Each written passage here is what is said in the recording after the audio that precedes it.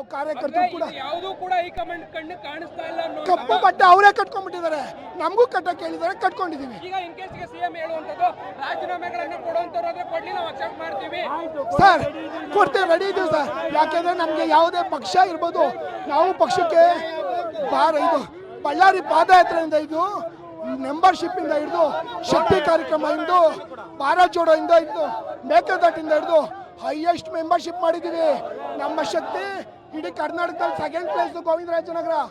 ಆ ಮಟ್ಟಕ್ಕೆ ಮಾಡಿರೋ ಕಾರ್ಯಕರ್ತರು ನಾವು ಆ ಮಟ್ಟಕ್ಕೆ ಕಾರ್ಯಕರ್ತರು ಇದ್ದೀವಿ ನಾವು. ಅದರಿಂದ ಅವ್ರಿಗೆ ಹೇಳ್ತಾ ಇದ್ದೀವಿ, ನಮ್ಮ ಸಪೋರ್ಟ್ ಬೇಡ ಅಂದಮೇಲೆ, ಕಾರ್ಯಕರ್ತರು ಸಪೋರ್ಟ್ ಬೇಡ ಅಂದಮೇಲೆ ಒಂದಲ್ಲ ಒಂದು ದಿವಸ ಮುಂದೊಂದು ದಿವಸ ನಿಮ್ಗೆ ಒಳ್ಳೆ ಪಾಠ ಕಲಿಸ್ತೀವಿ ಅನ್ನೋದನ್ನ ನಾವು ಹೇಳ್ತೀವಿ. ಡಿ ಕೆ ಶಿವಕುಮಾರ್ ಸಾಹೇಬರಿಗೆ ಈ ವಿಷಯ ಗೊತ್ತಿರಲಿ. ಕಾರ್ಯಕರ್ತರಿಂದ ಜನ, ನಮ್ಮಿಂದ ಅವರು ಸಿಎಂ, ನಮ್ಮಿಂದ MLAಗಳು, ಅವರಿಂದ ನಾವಲ್ಲ. ಕಾರ್ಯಕರ್ತನ ಇವತ್ತು ರೋಡಕ್ಕೆ ತಂದು ಬಿಟ್ಟಿರೋದೇ ನೀವು ಸ್ವಾಮಿ. ನೀವು ಕಾಂಗ್ರೆಸ್ ಎರಡು ಶಾಸಕರು ಪಣ ಜೀವನನ ತ್ಯಾಗ ಮಾಡಿಬಿಟ್ಟಿದ್ದಾರೆ ಗೋವಿಂದರಾಜನಗರ ವಿಜಯನಗರಕ್ಕೆ. ನೀವು ನಮ್ಮ ಸಾಹೇಬರು ಕೊಡ್ತೀರಾ? ಈಚೆಯಿಂದ ಬಂದಿರೋರಿಗೆ ಬೇರೆ ಪಕ್ಷದಿಂದ ಬಂದಿರೋರಿಗೆ ನೀವು ಕೊಡ್ತೀರಾ? ನಮಗೂ ಕೂಲಿ ಕೊಡಿ, ನಮಗೂ ಕೂಲಿ ಬೇಕು. ಇವತ್ತು ನಾಳೆ ಒಳಗಡೆ ಕೊಡುವಂತದ್ದು ಅಥವಾ ಸಮಸ್ಯೆ ಬಗೆಹರಿಲಿಲ್ಲ ಅಂತ ಹೇಳಿದ್ರೆ ವಾಟ್ ನೆಕ್ಸ್ಟ್ ಮುಂದೆ ಮಾಡ್ತೀವಿ? ನಮಗೆ ಹೈಕಮಾಂಡ್ ಕೃಷ್ಣಪ್ಪ ಪ್ರಿಯಾ ಕೃಷ್ಣ ಅವ್ರು ಏನ್ ನಿಲುವು ತಗೋತಾರ ಅವ್ರ ಹಿಂದೆ ನಿಂತ್ಕೊತೀವಿ.